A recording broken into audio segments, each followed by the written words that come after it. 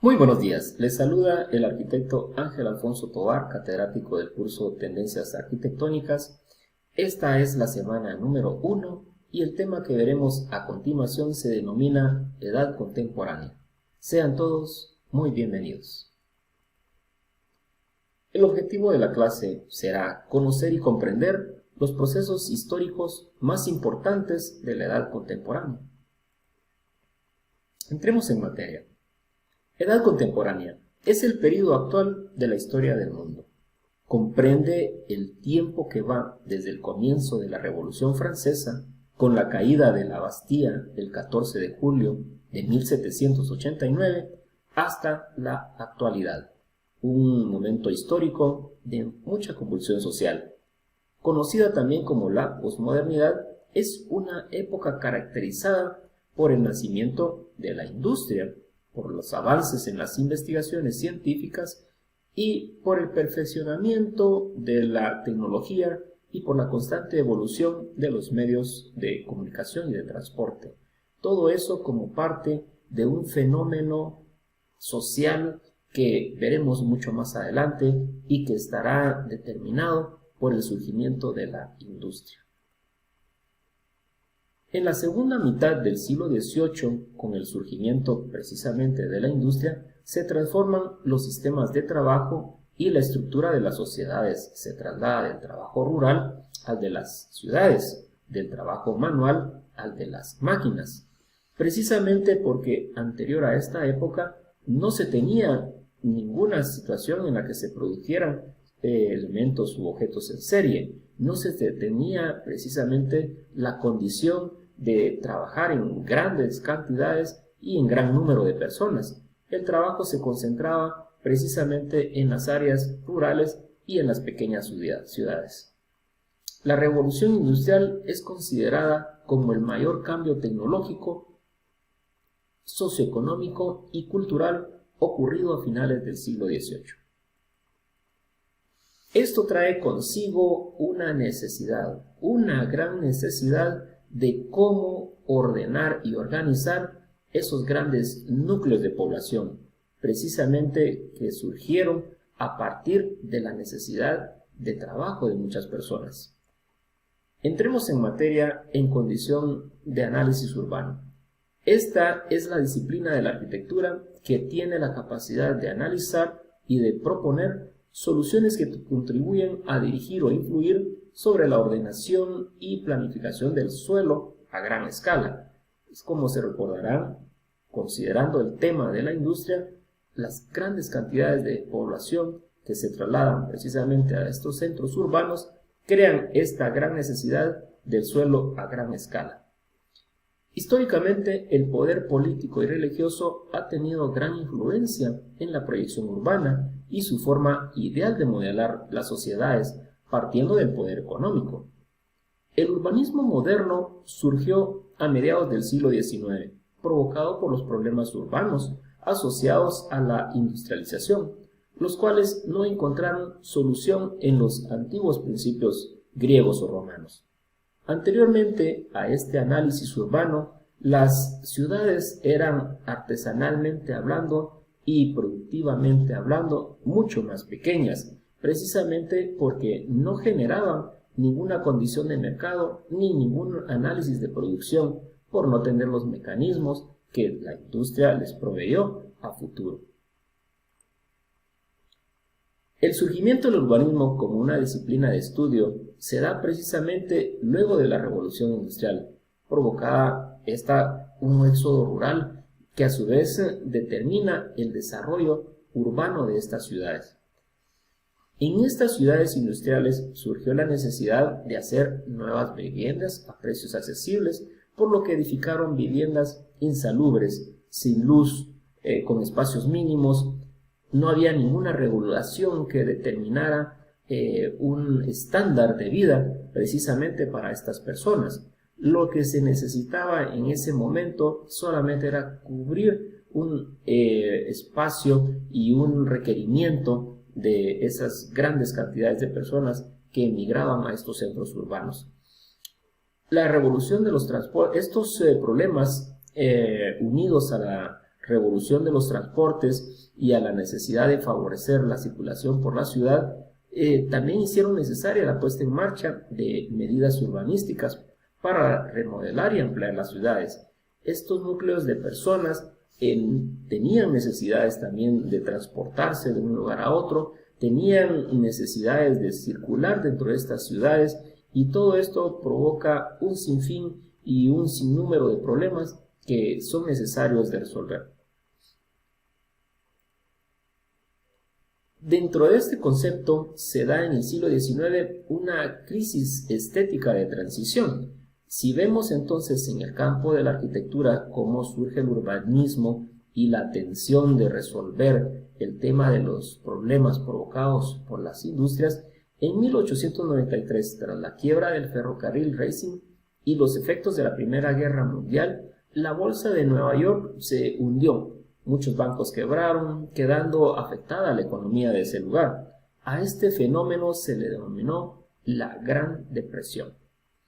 Como consecuencia de toda esta crisis, obviamente producida por una condición puramente económica, dos estilos de arquitectura surgieron en ese momento.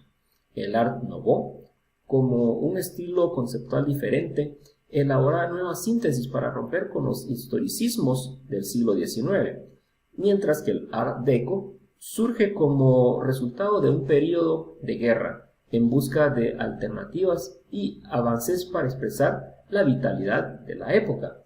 Eran dos corrientes que, bajo alguna condición de crisis estética, no encontraban precisamente una común unión dentro de los dos conceptos arquitectónicos. Uno trataba de romper con los estilos historicistas de la antigüedad, mientras que la otra provocaba de darle ánimo y vitalidad a una nueva corriente arquitectónica. La arquitectura de este siglo, en el siglo XIX, viene marcada por dos líneas que van a definir toda la labor arquitectónica de ese momento en lo futuro.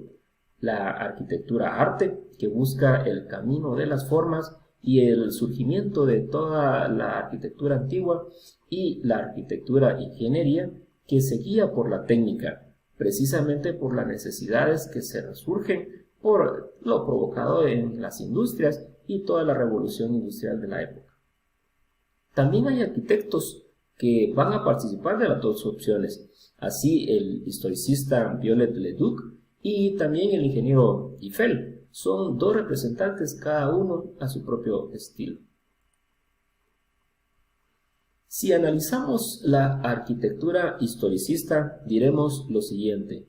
Esta arquitectura en el siglo XIX retoma los estilos anteriores, especialmente el gótico, pero dándole nuevas formas y adaptándolos a las nuevas necesidades.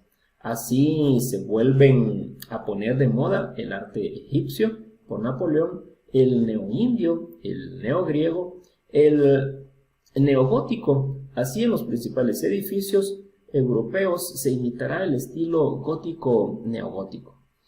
En Inglaterra se restaura el castillo de Windsor, se construye el Parlamento británico, y en Francia la Catedral de Notre Dame, también el Palacio de Justicia, en Bruselas con un estilo neobarroco, mucho más acentuado y determinado a rescatar precisamente las líneas y las corrientes antiguas.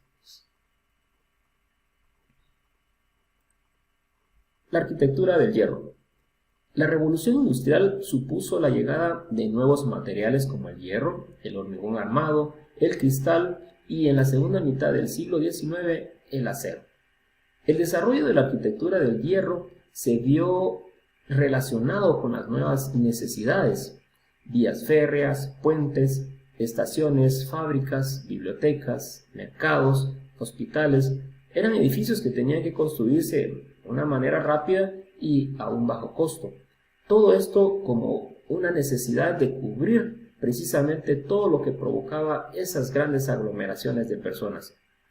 Pero sin duda la obra más representativa de esa época, precisamente dentro de la arquitectura del hierro, es la Torre Eiffel, obra del ingeniero del mismo nombre y constituida en Francia. La arquitectura de cristal. Estos avances técnicos precisamente determinados por las nuevas surgimiento de nuevos materiales utilizados en la industria, permitieron que ésta produjera nuevos materiales a gran escala. Gracias a los marcos de hierro de gran envergadura y a las placas gigantescas de cristal, los arquitectos podían cubrir e iluminar grandes espacios. En el siglo XIX es también el siglo de las exposiciones universales, para conocer los avances técnicos, comerciales y artísticos del momento. Una de las primeras se realizó en Inglaterra con la construcción del Crystal Palace. La arquitectura ecléctica. Antes de que el eclecticismo se volviera una tendencia, los arquitectos de la época trabajaban siguiendo las normas del movimiento neoclásico. Durante la primera mitad del siglo XIX no había un consenso sobre el estilo de construcción y se guiaban bajo los parámetros romanos o griegos, precisamente porque no se querían abandonar los estilos antiguos, pero también se necesitaba resurgir con una nueva época, como una nueva época determinada por los grandes movimientos sociales y el surgimiento de nuevas tendencias. El elemento más significativo de la arquitectura ecléctica es que junta dos o más movimientos artísticos en una sola construcción. Este factor ha hecho que sea una tendencia muy difícil de distinguir, porque se desarrolló en contextos muy variados en cada país y por ende son más las diferencias que las similitudes. Este eclecticismo lo que busca es una nueva corriente, pero producto de la mezcla de dos o más corrientes antiguas. Muy bien, este es el tema de esta primera semana y para ello haremos un repaso realizando las siguientes preguntas de estudio. Diremos entonces que la pregunta número 1 será: ¿en qué fecha se da el inicio de la época contemporánea? Pregunta número 2: ¿cómo se le denomina el mayor cambio tecnológico, socioeconómico y cultural ocurrido a finales del siglo XVIII? Pregunta número 3: ¿cuál es la disciplina que surgió a mediados del siglo XIX provocada por los problemas urbanos asociados a la industrialización? Pregunta número 4: ¿con cuál estilo se vuelve a poner de moda el arte egipcio por Napoleón, el neoindio, el neogriego o el neogótico?